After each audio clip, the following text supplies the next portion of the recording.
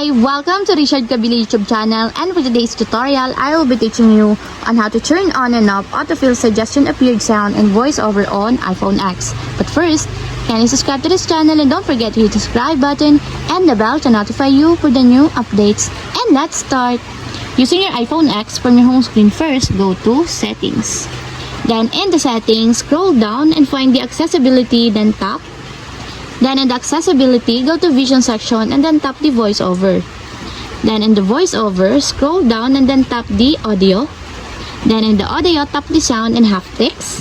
Then in this part in the sound and haptics, scroll down and go to text editing section. Then tap the autofill suggestion appeared.